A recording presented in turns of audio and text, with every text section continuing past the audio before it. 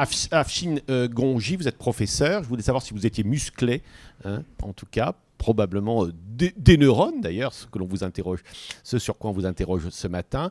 Vous êtes chef de service, vous êtes professeur de radiologie interventionnelle au CHU de Strasbourg.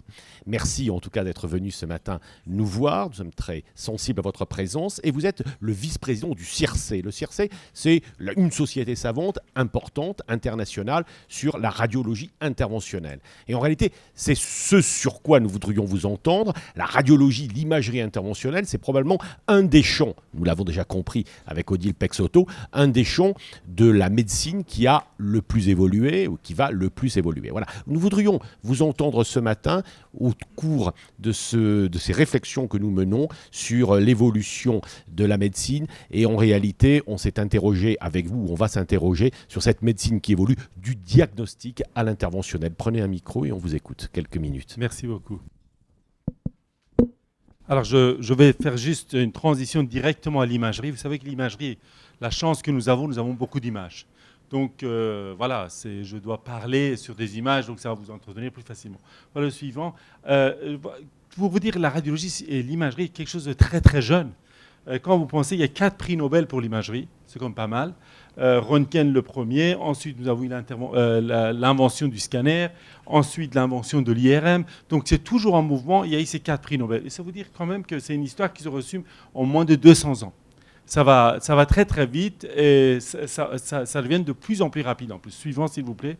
Alors tous les types d'imagerie ont progressé. L'échographie qu'on pensait presque mort est revenue avec des images magnifiques, des images de fusion non irradiants, faciles d'utilisation, mobiles, qui existent déjà, qu'on utilise tous les jours et qu'on associe à d'autres imageries. Suivant.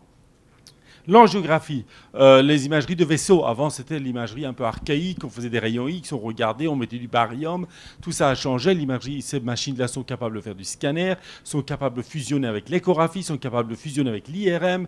Donc cet outil-là, qu'on l'avait mis aussi un peu dans les placards, est revenu. Ensuite, nous avons le scanner X qui est arrivé avec un corps entier de plus de 2 mètres en moins de 16 secondes, avec des milliers de coupes. Un polytraumatisé, vous le mettez sur la table, 16 secondes après, vous le sortez pour le donner au réanimateur, vous avez le diagnostic qui sort. Donc tout ça, c'est révolutionnaire et ça va encore plus vite. Quand j'ai commencé, je ne suis pas si vieux, pas si jeune non plus, mais quand j'ai commencé, pour une coupe de scanner, il fallait attendre 45 secondes. Et vous voyez, 16 secondes, tout un corps entier. Donc, pas très longtemps, hein. En une vingtaine d'années. Enfin, l'IRM qui arrivait à l'imagerie métabolique. Aujourd'hui, comme on disait, on est capable de voir le métabolisme à travers le corps et l'analyser. Tout ça vient de plus en plus accélérer. On a des molécules qu'on fabrique pour voir juste une telle tumeur. Et on ne voit que cette tumeur-là. Ça, c'est aujourd'hui. Donc, je ne vous parle pas de demain. Suivant. Comme vous le voyez, l'imagerie fait partie de toutes les pathologies. Je pense que tous, vous avez eu un examen d'imagerie dans votre vie. Tous.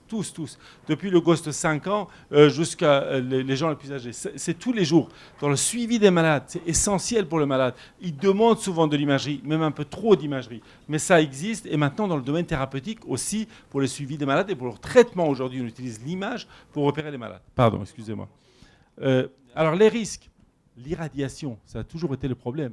Vous savez, depuis Marie Curie, on a appris que ça donnait des cancers.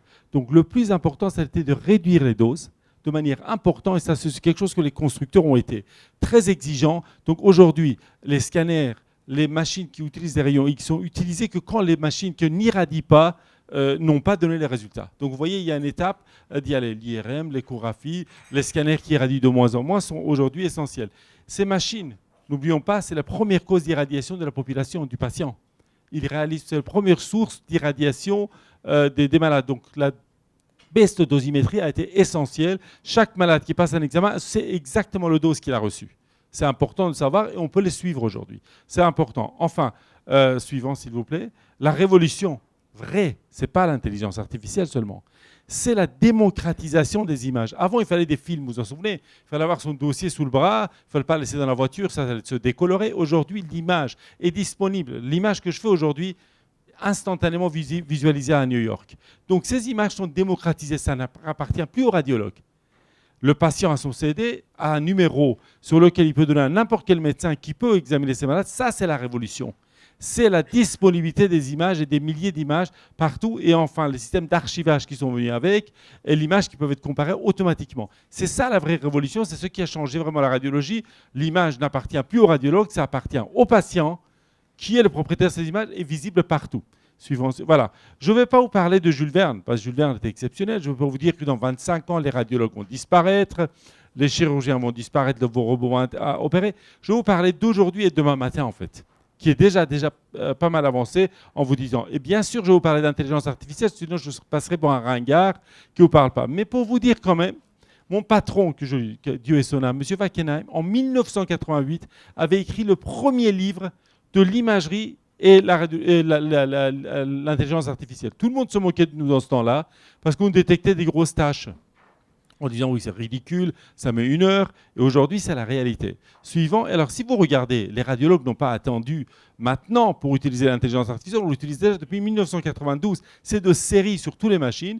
Quand vous faites un radiothorax ou vous faites un scanner thoracique, on a remarqué que la machine détectait 3 fois plus de nodules qu'un radiologue. Donc, 3 radiologues détectent autant de nodules qu'une machine. Donc, on l'utilise, on fait le scan, il nous sort tous les nodules. Il dit voilà les tâches qu'il y a dans le poumon. Mais le problème, c'est qu'ils vous disent c'est la première tâche à 56,5% d'être un cancer. La tâche numéro 2, 24%. Alors ça, je vais vous dire, n'importe quel patient qui se trouve ce statistique, il dit écoutez, c'est bon, lequel c'est un cancer, lequel... C'est là que nous, on regarde les nodules, il dit bon, fausse image, faux positif, celui-là a évolué, on le compare avant. C'est en fait une boîte à outils pour nous. Pour la mammographie, c'est pareil. Ça fait depuis 91-92 que quand on fait une mammographie, la machine détecte automatiquement les zones de microcalcification. Il le voit beaucoup mieux que nous. Il voit l'image digitale, il le détecte. Donc on l'utilise tous les jours. Tous les jours depuis 92, comme vous le voyez. Ce n'est pas quelque chose de nouveau pour nous. Et pour nous, c'est essentiel. C'est une boîte à outils. Suivant. Si vous regardez, pour nous, cette intelligence artificielle n'a que de la valeur si ça a une répercussion clinique. Si pour mon patient, à la fin, je lui détecte 16 fois plus de nodules, qu'à la fin, le patient il est encore plus dans le doute qu'avant, ça ne me sert à rien. Il faut qu'un radiologue utilise ça comme outil diagnostic pour mieux faire de la clinique. C'est ça qui est essentiel et on y croit. Et ça va nous rendre plus rapides, ça va nous rendre plus précis et plus pertinents. Comme vous l'avez dit, effectivement, passer un peu plus de temps pour le malade. Le problème du radiologue, c'est quoi? Beaucoup de patients ne les voient même pas. Même pas. On ne sait même pas qui a fait l'examen. On ne sait même pas si un radiologue est médecin parfois. Donc c'est pour vous dire que notre présence clinique est essentielle. Suivant.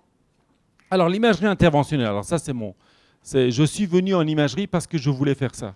Donc dès le départ, je voulais toucher les malades. Vous savez, l'imagerie, c'est un magnifique aquarium dans lequel on a différentes couleurs. On reconnaît n'importe quelle sorte de poisson. On les décrit. Mais interventionnel, c'est avoir l'aquarium et être dedans. Évidemment, ça sent le poisson parfois, mais il faut être avec le patient. C'est le patient. La médecine est faite pour le patient, pas pour les médecins. Ça, il ne faut jamais l'oublier. Alors, la clinique, c'est ça qui est l'essentiel dans la radiologie interventionnelle, c'est que tous les malades sont vus par la radiologie interventionnelle. On les touche. C'est important hein, de palper un patient, de lui parler en le touchant. Parce que vous voyez bien, c'est dire à un patient, à travers vous avez un cancer pulmonaire, le pronostic vital pour vous à 5 ans, c'est 25%. Ce n'est pas ça. Il faut avoir le côté humain qui, pour nous, est essentiel. Je pense que c'est pour ça qu'on est clinicien, sinon ça ne sert à rien. Suivant, alors, on a quand même révolutionné la médecine. C'est une spécialité née en 1960. Hein. C'est encore plus jeune. On a changé la chirurgie. Les chirurgies vasculaires, les cancers, les traitements de la douleur, les diagnostics, les biopsies. L'imagerie interventionnelle a vraiment changé la médecine en le rendant moins invasif. Suivant, aujourd'hui, on fait de la simple biopsie jusqu'au traitement des cancers les plus avancés. Toutes les hémorragies de délivrance, pensez aux traumatisés qui saignent, tout ça, c'est fait par l'imagerie. Avant, on ne sait même pas. Une femme qui saignait, on faisait l'hystérectomie. Aujourd'hui, une femme qui saigne après donner naissance à un beau bébé, s'il saigne, ce n'est pas un problème, on va l'emboliser et l'hémorragie s'arrête. Ça a changé tout. C'est un exemple simple. Un polytraumatisé, une rupture de rate. Tout ça, c'est fait par la radiologie interventionnelle, malheureusement un peu dans l'ombre, parce qu'on n'est pas assez visible aujourd'hui. Suivant, s'il vous plaît. Alors, on disait que c'est une concurrence avec la chirurgie, la radiothérapie, l'oncologie. En fait, suivant, ce n'est pas vrai du tout. Suivant, s'il vous plaît. C'est une collaboration. Quand on se bat contre une pathologie grave comme le cancer, seul, ça ne sert à rien. Il faut toute une chaîne, et on fait partie de cette chaîne aujourd'hui. Les cancérologues, les oncologues considèrent les 4 colonnes de l'oncologie, c'est l'oncologie médicale, c'est la chirurgie, c'est la radiothérapie et l'interventionnel. Ils nous ont mis comme 4e colonne dans le cancer. Suivant, il n'y a pas de centre anticancéreux. Et comme vous le voyez, les salles hybrides, de laquelle on parle beaucoup, c'est un terme un peu biologique, c'est ça, regardez par exemple, c'est ce genre de salle dans lequel il y a plusieurs machines, ça vaut une fortune, dans lequel il y a un scanner de dernière génération, il y a la salle d'angiographie, multiples spécialistes d'organes, les chirurgiens, les radiologues, tous autour d'un patient. On met tout autour du patient avec des techniques de plus en plus évoluées. Ça devient quand même un geste technique très, très évolué, mais il ne faut pas rester là-dessus. Mais il y a plusieurs cliniciens. Donc, vous voyez, à n'importe quel moment, vous avez n'importe quel type d'imagerie mélangée ensemble pour le patient, pour être plus précis, pour être plus rapide, pour fermer les vaisseaux, pour fractures pathologiques, pour traiter une tumeur, et en fin de compte, d'autres gestes mixtes. Suivant, s'il vous plaît. Alors, des exemples simples. Une tumeur de 16 cm. Avant, il fallait une énorme chirurgie. C'est une femme de 30 ans quand même. Énorme tumeur des parties molles. Avant, on devait opérer, irradier. Aujourd'hui, suivant, vous voyez, on repère la tumeur. On met des sondes de cryothérapie dedans. Bon, là, il y en a 19 dedans. Et en un coup, toute la tumeur est détruite par ces petits trous qu'on a fait. Je sais que c'est impressionnant, mais par rapport à une grosse chirurgie, ce n'est pas la même chose. Suivant, s'il vous plaît. Toute la tumeur est congelée. Vous voyez le nombre d'aiguilles. La machine que vous avez vue me montre exactement l'étendue de la tumeur, l'étendue de la destruction que je fais à travers une voie percutanée, sans réséquer, sans détruire des parties molles à côté. Suivant, s'il vous plaît. Et les résultats, cette énorme tumeur que vous voyez à gauche, suivant, s'il vous plaît, est complètement détruite. Et le corps lui-même résorbe cette nécrose qu'on a fait. C'est un peu un traitement organique, un peu biologique, vous voyez, par rapport à l'activité qu'on avait avant. Suivant, les cancers du rein, encore un autre exemple. Les cancers du rein rentrent le matin, dans certains centres, rentrent le soir, étant été guéris d'un cancer du rein. Il y a 15 ans, on vous disait ça, vous alliez rire. Mais aujourd'hui, c'est là. Avec l'imagerie, avec ce qu'on a appris avec nos chirurgiens, avec nos collègues, un cancer du rein de plus petit que 4 cm peut être traité sur place par les techniques d'imagerie interventionnelle. Suivant, l'imagerie interventionnelle et l'intelligence artificielle. Alors vous en souvenez, vous entendez les lunettes réalité augmentée et tout ça. Ça, c'est de la vraie réalité augmentée et ça existe. Il y a 2 machines installées, une à Karolinska, une à Strasbourg. On voit à travers le malade, sans lunettes. Ça veut dire vous marquez la peau du malade, la machine tourne autour. En même temps qu'il fait l'image, il filme le malade. Et à la fin de ça, il superpose les deux. Donc je vois la peau du patient. Quand je mets ma main dans le champ, je vois exactement ce qu'il y a sous ma main. En temps réel, je vois, voilà, là c'est le rein, là c'est la première vertèbre, ça c'est la deuxième vertèbre. Et ensuite, grâce à cette machine, suivant s'il vous plaît, la machine reconnaît automatiquement par exemple les vertèbres, il me les compte, il me les contourne par l'intelligence artificielle, et suivant, il me montre même les trajets que je dois suivre pour rentrer dedans. Et grâce à cette visualisation à travers la peau, je n'ai plus besoin de faire des rayons pendant la mise en place de mon instrument. Je le mets en place, la machine me montre exactement. Il reconnaît même mon instrument, il le reprojette sur le malade, il reconnaît, je mets un trocard, il me dit trocard, 16 cm de long, tel calibre. Et il peut même me donner la marque. Donc je pique sans faire d'image, sans de rayons. Et enfin, vous voyez à travers ça, suivant, et je vois, vous voyez, c'est ce qu'on voit. À travers la peau, je le vois. Ça, c'est pas demain matin, c'est maintenant. Ça existe. Donc vous voyez comment ça va vite. De plus en plus, de moins en moins invasif, de moins en moins irradiant. Suivant. On peut passer, suivant s'il vous plaît. Bon voilà quoi, pour vous dire que sans rayon, on commence à avancer. Suivant, enfin, je pense que j'ai mis beaucoup de diapos ici. Voilà, angiographie. Vous vous en souvenez, l'angiographie, ce que c'est? On trouve les vaisseaux, on allait par exemple boucher l'artère qui nourrissait une tumeur ou l'artère qui saignait. Aujourd'hui, la machine a une GPS. On fait un scanner, vous avez vu la salle. Il prend les vaisseaux qu'il a détectés, il le superpose au scanner et il me montre le GPS, le trajet exact pour arriver à la tumeur. Il me dit, pour arriver à cette tumeur, il y a 3 artères qui le nourrissent. Il faut boucher tous les 3. Et quand vous en bouchez une, il vous dit, vous avez oublié celui-là et celui-là. C'est ça l'intelligence artificielle. Mais ça nous aide d'être mieux, plus rapide et moins irradiant. Et ça se fait tous les jours. Les cancers de la prostate. Avant, on enlevait tout le temps la prostate. Aujourd'hui, avec nos collègues urologues, on voit les cancers très focalisés, toutes petites. On se dit quand même la prostate, les gens disent ça ne sert à rien. Bon, il y a quand même quelques fonctions pour les hommes, c'est important, l'incontinence, la sexualité, tout ça. Donc aujourd'hui, quand on a un cancer focal, on peut le prouver que c'est focal en faisant des biopsies sous imagerie. Et ensuite, on peut le détruire par les techniques qu'on a fait sous contrôle de l'IRM directement. Suivant, ça veut dire qu'on n'enlève pas toute la prostate, la machine nous montre la tumeur, on a une instrumentation qui est faite pour nous, suivant. Et ensuite, on protège le rectum, les organes de voisinage, suivant. Et à travers le périnée, on met des sondes et on congèle juste la partie cancéreuse de la prostate. On n'enlève pas tout l'organe. Ça s'appelle le traitement focal des cancers de la prostate qu'on fait en collaboration avec nos collègues urologues. Suivant, la glaçon. Regardez, vous voyez le glaçon en IRM. Le point noir que vous voyez, c'est exactement la zone de destruction. Ça ne peut pas être plus précis que ça. Il ne faut pas être radiologue pour le voir. Hein. Le trou couvre la tumeur complètement avec 5 mm de marge, c'est détruit. Suivant. Alors, est-ce qu'il y a un combat entre nous et les chirurgiens? Je pense que si vous pensez aux patients, non. Non. Il faut que les chirurgiens soient avec nous, il faut que nous soyons avec les chirurgiens. C'est salle hybride, comme vous l'appelez. La majorité d'entre eux, en fait, c'est une salle d'angiographie installée pour juste faire du vasculaire dans un bloc opératoire. Il appelle ça salle hybride. C'est un peu faux. Ça, c'est une salle d'angiographie dans un milieu stérile. Une vraie salle hybride, c'est une salle multimodale dans laquelle vous avez mis différentes machines, dans laquelle vous avez mis différents spécialistes aussi. Ça, c'est une vraie salle hybride. Différents spécialistes, différentes machines au service d'un patient au centre. C'est ça qui est intéressant. Le malade ne passe pas une fois en chirurgie, il revient, moi je l'embolise, après je le renvoie, il le réopère. Non, on fait tout sous le même geste anesthésique, le même jour, en même temps. Suivant, s'il vous plaît, regardez par exemple. Ça, c'est un geste mixte qu'on a fait. Les anesthésistes, n'oublions pas, encore une équipe supplémentaire essentielle avec les techniques d'anesthésie moderne. Suivant, une fois que c'est venu, une première équipe rentre. Nous rentrons, on détecte l'artère suivant qui nourrit exactement la tumeur du rein. Avant, pour opérer un cancer du rein gros, il fallait aller d'abord disséquer, arriver aux artères rénales, les clamper, ensuite arriver sur le rein, l'opérer pour qu'il ne saigne pas. Et pendant ce temps-là, le rein est en ischémie. Aujourd'hui, on détecte le seul artère qui nourrit la tumeur, on met un petit cathéter dedans. Au moment où le chirurgien arrive à la tumeur, on ferme juste cette artère, donc tout le reste du rein est toujours perfusé, fonctionne, il n'est pas en ischémie. Et eux, ils font une chirurgie exsangue. Suivant, s'il vous plaît. Alors, à partir du moment où on a trouvé l'artère, le scanner que vous avez vu confirme qu'on est dans la bonne. Suivant, il nous dit, oui, exactement, vous êtes juste dans la partie, c'est juste cette partie du rein qu'on met en ischémie, tout le reste n'y est pas. Là, suivant, l'équipe change, les chirurgiens viennent avec nous, on met le patient sur le même table opératoire, dans la même salle, sans le déplacer, sous le même anesthésie, en place, suivant, et les chirurgiens opèrent, et vous remarquerez, il n'y a pas une goutte de sang. Il n'y a pas une goutte de sang. Et on a raccourci la chirurgie parce qu'ils n'ont pas été obligés d'aller dans le île rénal, suivant, et il enlève une tumeur sans saigner et sans mettre le rein en ischémie. C'est ça l'évolution. Plusieurs équipes autour du même malade. Suivant.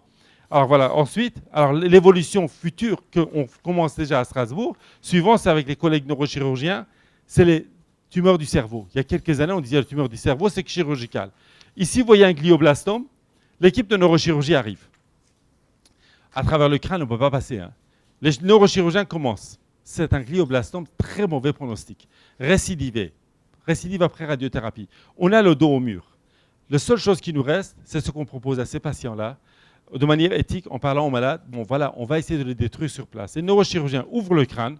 J'espère que vous vous trouvez pas mal après le petit-déj. Ça va? Ça ira. Une fois que le cerveau est dégagé, le malade passe du salle de scanner en IRM, parce que la tumeur est visible qu'en IRM. Une fois que les neurochirurgiens ont fait le job, tout est prêt, tous les organes sont protégés, on a déjà programmé le geste, le patient est transporté dans une autre salle juste à côté, en multimodal, en IRM.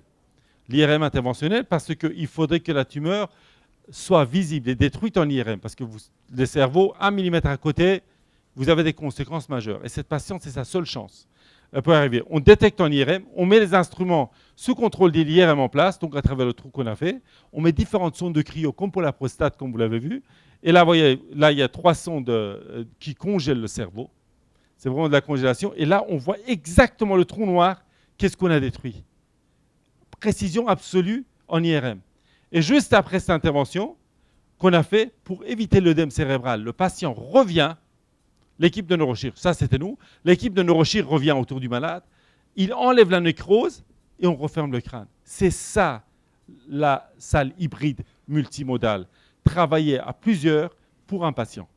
C'est ça qu'il faut faire. Suivant, s'il vous plaît. En conclusion, vous voyez, l'imagerie n'est qu'un outil. Qui l'utilise, ce n'est pas ça qui est important. C'est pour l'intérêt du patient. Ce n'est pas seulement le radiologue, ce n'est pas le chirurgien. Un radiologue ne peut pas être remplacé par un chirurgien ne peut pas être remplacé par un radiologue. C'est une formation de 6 ans pour être radiologue interventionnel. Vous ne pouvez pas l'apprendre en 3 jours. En 4 jours, moi, je ne peux pas devenir chirurgien après 3 mois de formation. L'intérêt du malade, c'est quoi? C'est que moi, plus le chirurgien, plus l'anesthésiste, plus le radiothérapeute, plus l'oncologue. Avec les machines modernes qui sont là aujourd'hui. Merci beaucoup. Bravo. Je ne dirai pas, professeur Grandgy, que vous nous avez mis en appétit, Mais vous avez effectivement bien répondu à notre question, en tout cas à ce que nous voulions aborder, ce que nous voulons aborder avec vous ce matin, c'est-à-dire toutes ces transformations médicales, scientifiques, sociologiques, sociétales, etc. Et comment, dans le fond, on essaie d'adapter, de répondre, de s'adapter, de comprendre, de travailler et de s'adapter à ces nouveaux enjeux, ce que nous allons poursuivre. Mais vous l'avez dit, le chirurgien, le radiologue ne sera pas chirurgien. Pour autant, c'est une simple question, là aussi technique, avant que nous engagions un débat, si nous avons le temps. Est-ce que le profil même de vos jeunes radiologues va changer ou change, et comment vous les accompagnez en 2 mots? Vous avez absolument raison. Les jeunes qui viennent actuellement dans notre spécialité sont les mêmes qui vont en chirurgie. Donc c'est le même profil. Celles qui font chirurgie ou qui font radiologie interventionnelle, c'est les mêmes personnes, c'est les gens qui veulent être dans l'aquarium, comme je le dis tout à l'heure. Pour autant, il y a une part importante de la radiologie diagnostique. Elle persistera, elle durera. Je pense que c'est l'outil de base. Il faut absolument savoir se baigner dans l'aquarium avant de se jeter dedans. Donc ça, c'est la phase préliminaire de la radiologie qu'on leur apprend, de maîtriser les outils, de maîtriser l'image et le diagnostic avant de le jeter dans l'eau. Alors on est évidemment très impressionné, ça va faire également la transition que je vais avoir avec notre prochain invité, c'est les nécessités de coopération, de travail en commun entre toutes ces équipes. Honnêtement, nous connaissons l'hôpital, nous connaissons les hommes, nous connaissons les femmes même, et on se rend compte que ça n'est pas si simple de faire travailler autant d'équipes. Il faut un chef d'orchestre. Toujours, pour que le patient profite des soins, il faut un chef d'orchestre. Quand il y a plusieurs chefs d'orchestre, le patient est perdu. C'est toujours ça. Je pense que c'est le côté humain. Vous l'avez bien dit. Hein. C'est le côté humain qui compte. Si le chirurgien que vous avez face à vous est protectionniste ou le radiologue est protectionniste en disant c'est ma salle, c'est ça. D'abord, au point de vue coût, ça ne marche pas. Ce n'est pas dans l'intérêt du patient. Donc, il faut choisir les bons humains. J'ai la chance à Strasbourg d'avoir des collègues extraordinaires, que ce soit professeur Lang, professeur Proust, professeur Steif, des gens extraordinaires qui d'emblée, depuis que je suis jeune, ont adoré travailler avec nous, on travaille ensemble. Donc on a grandi ensemble.